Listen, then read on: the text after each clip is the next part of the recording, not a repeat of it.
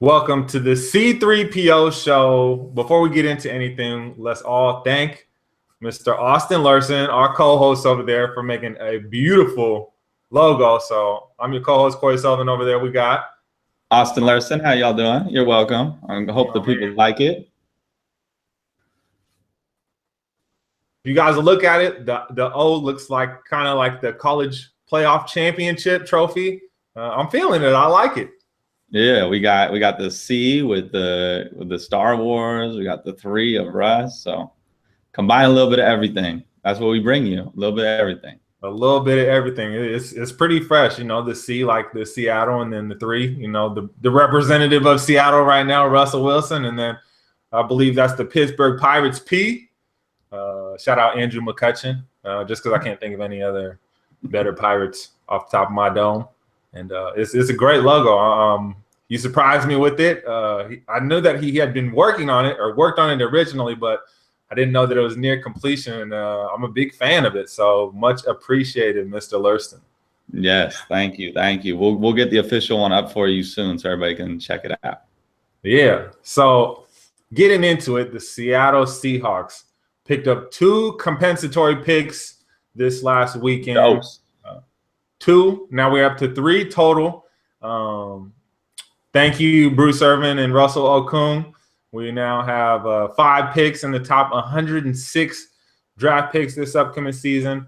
And today we're here to talk to you about the 3 draft picks in the 3rd round. Some potential guys that we could see getting drafted that should be on the radar and that you guys can watch this weekend as the combine really gets – the live combine anyways. I think the combine is starting today. Today or tomorrow is when all the players report. But we get to see it live on Friday through Sunday, I believe, maybe even Monday and Tuesday, 3rd through the 6th, whatever that is. And go ahead. I'm gonna let you start, Austin. Austin, who is one of your guys on the list that you have as a 3rd round prospect for the Seahawks this season? Well, I think there's a guy who would be a great fit. A team that the Seahawks have liked to pick from Michigan, the Wolverines, and with Thomas Rawls played there a little bit and then got cut. Frank Clark is from there, and I think we have a tight end need now. We have an open position for the tight end and a second tight end, and someone who can kind of sit back, maybe relax for a year, and then come back next year, or if he can even come back this year, that'd be great. Mr. Jake Butt. A guy who can really do it all, a pass catcher, somebody who really just dominated games for Michigan, who kind of struggled on offense all year round. He was a guy who was putting up highlights year round.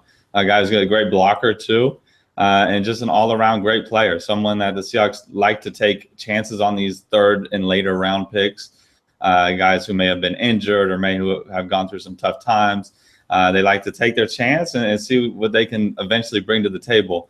I think if he would have came out, I think he's the top 15 overall player that gets drafted in this year's draft. So he's gonna be slipping. He could even slip past that 3rd round, but I think around that 3rd round slot would be a perfect, even pick 106 is what I'm thinking for Jake Butt out of Michigan.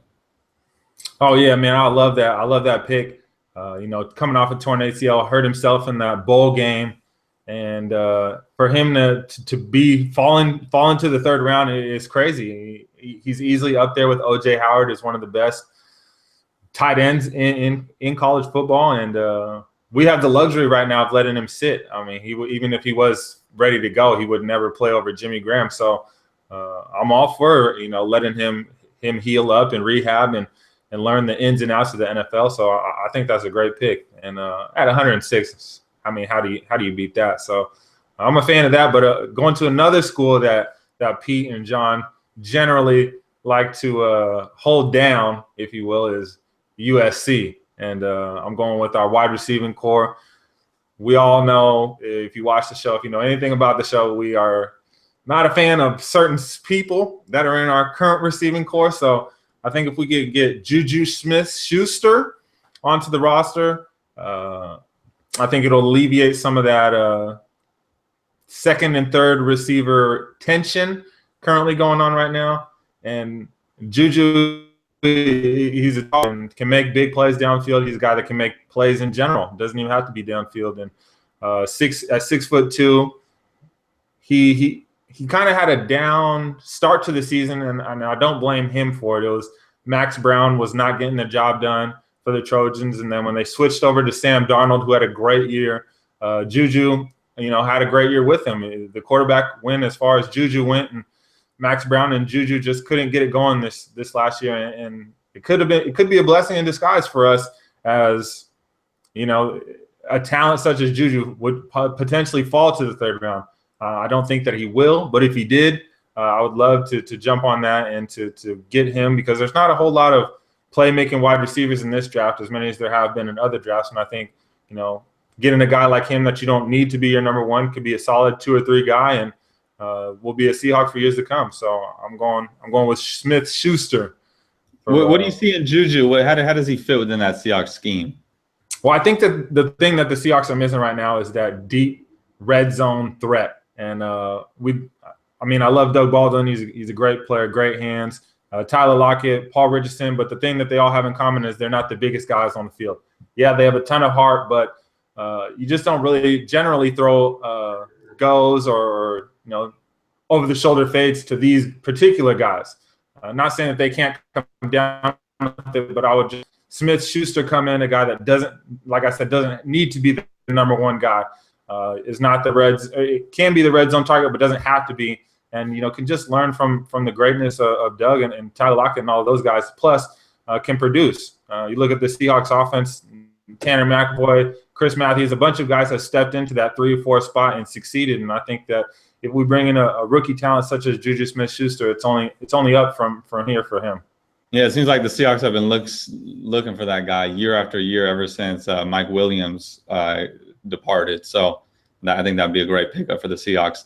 Going to the other side of the field on defense, a guy out of Washington. I know we kind of talked about him before. Kevin King. He was been slotted for 4th round for a little while, but he's been creeping back up into the 3rd round now. Just a lengthy guy, a guy who has played great ball at Washington. Not necessarily a guy, I think, that he's not a Seahawks type of a player in terms of what I would expect Pete to pick. He's kind of seems already developed. You know what you're kind of going to get from him. But he's a good player. He plays steady. He always locked down his side of the field at Washington.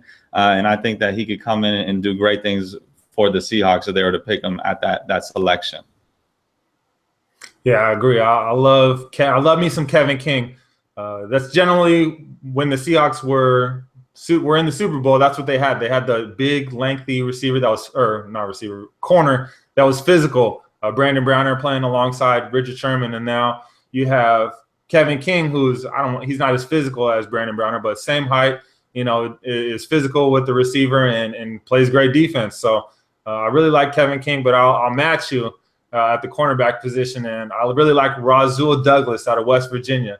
And he's a guy that was 6'2", 204 pounds. I'm not sure if he's gained any weight or what he's done in the offseason as he's preparing for the Combine coming up this weekend, but a player that led the nation in interceptions and had 2 pick sixes. A guy that obviously a great ball hawk, and at 6'2", having Sherman on the other side, it's kind of what led the Seahawks to be where they were. The big physical receivers that are big physical corners that were able to shut down receivers and keep them from making the big plays down the field.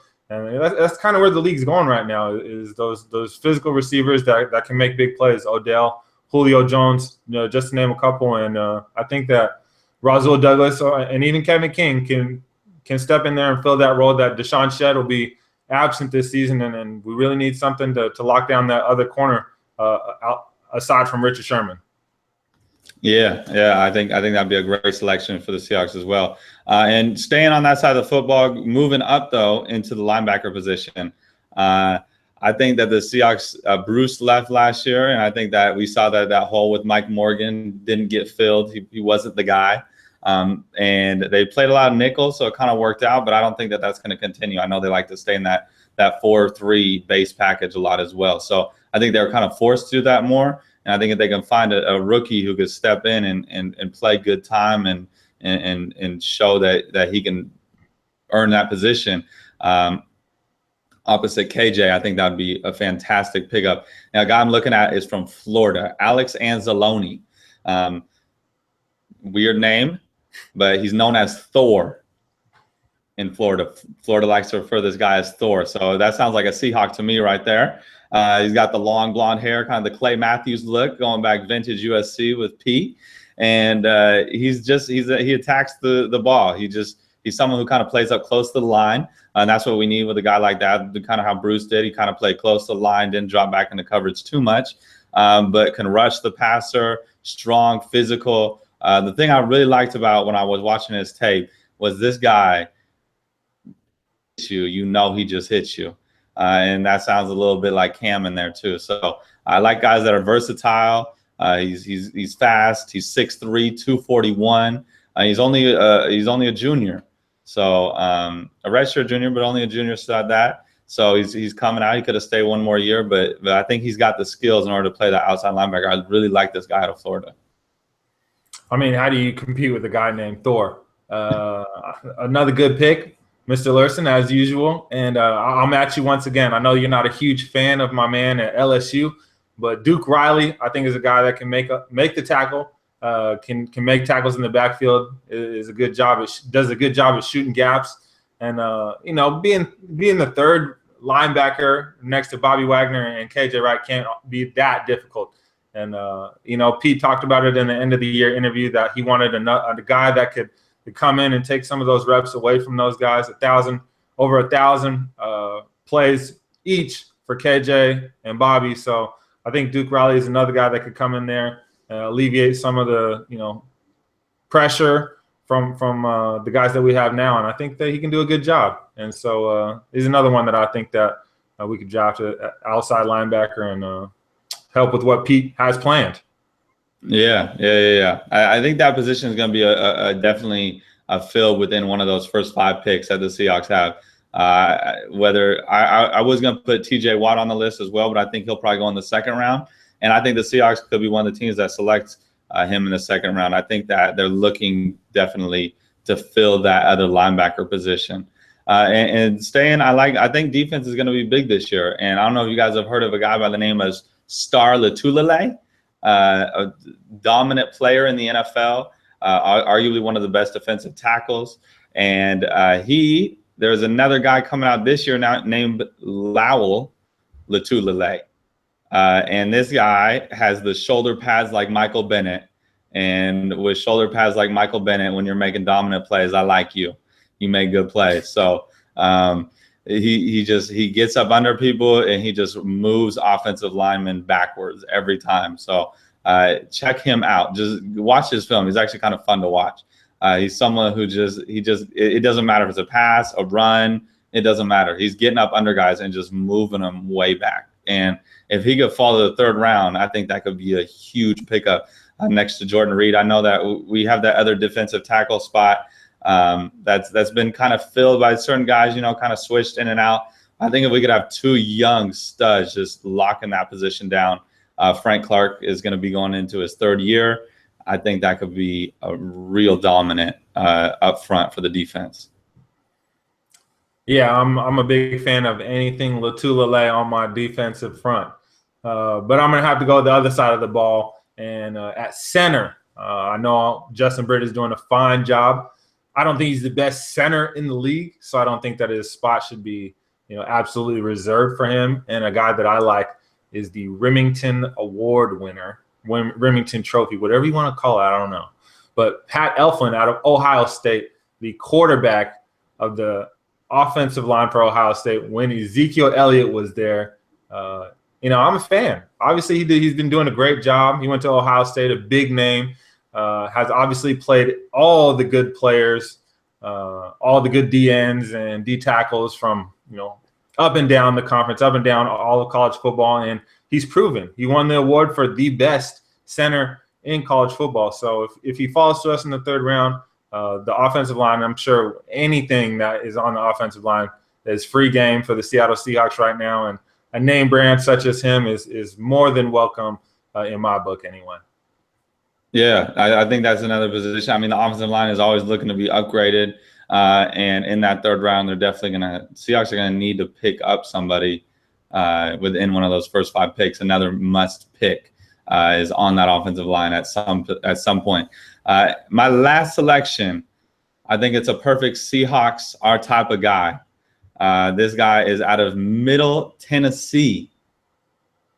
Sounds like it already. He's 6'3". He's 175. He's a slender guy, but he makes tackles. He's a cornerback. His name's Jeremy Cutrer. And this guy, I like what I see out of him. He reminded me, when I was going through film, I was trying to find a guy who reminded me of Richard Sherman's highlight tape at Stanford. Now, if you go back, you look at that Richard Sherman highlight tape, you'll notice he wasn't that great, to be honest with you. He wasn't a dominant player. He only played cornerback for really a year, so he didn't really have a lot of time to be a dominant player. But what I saw out of him was very similar, raw, but willing to come up and make the tackle every single time. He flew to the ball, just flying around the ball, with no hesitancy. Sometimes that hurt him, but I think Pete likes guys like that. Pete can kind of train those cornerbacks for him to do what he wants them to do. And so if they have a little bit too much angst or they're a little bit too quick to jump, he knows how to kind of reel them in and teach them, what to look for, when to go, when not to go. But he just has those natural instincts. He's from a small school, so not a lot of people are going to be looking at him. And like I say, 6'3", he's long, and he's willing to make the tackle. And out of that outside corner position, like you said, Brandon Browner, I think we've been missing a guy like that, a guy who is really just wants to tackle people. And that's kind of what we need from that second cornerback position. A lot of the times, even if you're okay at coverage, you're going to get beat on a lot of those. Sherman is covering his guy most of the time. You're going to get targeted a lot. So you're going to get beat every once in a while. You just need someone who's going to make the sure tackle, though. And that's what I liked out of him. He made it up high. He made it around the ankles, and he flew to the ball. So that is my number one hope for our third round pick is Jeremy Cutrer. I mean, I think you got it right on. That's what Pete does. You never take the name brand guy. It's always the project. And Cutrer looks just like that. I got another one for you. His name is Antonio Garcia out of Troy University. Not somebody that you would expect from Troy, but offensive tackle, anybody to help our offensive line out. And Tom Cable is kind of the same. I mean, I'm sure that's why he's on the coaching staff with Pete, is because he takes those no names, those George Fants of the world, and tries to make all pros out of them. And Antonio Garcia is a guy that's just like that. He had a great Senior Bowl week, great practice, a solid game. I wouldn't want to say anybody had a great game. I watched the game and it was all right. Nobody particularly stood out. Zay Jones, getting off topic, but he did pretty good. And I don't think that he had an amazing week, but it's definitely somebody to keep an eye on. Antonio Garcia. So if you're watching the combine this weekend, I definitely recommend checking him out, seeing if he's a product that the Seahawks could possibly use. Very good in run defense. I believe his pass defense needs some work, and it sounds like a project, and that sounds like it fits perfectly with what the Seahawks need and want. Projects that they could turn into superstars or studs, and so that's what I'm going with. That's who I'm ending my list with, is Antonio Garcia. Yeah, like I said, tackles and projects are what the Seahawks like to take on, whether we like it or not. That's kind of where they go with, especially on the offensive line. And so I think another great pick. So make sure to check out all these guys. These guys are kind of fun to watch. I know that you may not have some time, but if a guy like a name like Thor, spiked your attention, go check them out. He's fun. They're fun. They're fun to watch and watch their highlight tapes.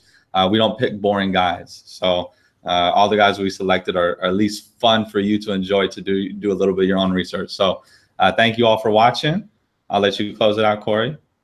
That's it, man. Thanks for watching. Always good to see your face, hear from you, and thanks so much for the logo. Yeah, no doubt. C3PL show. Peace. We out. Peace.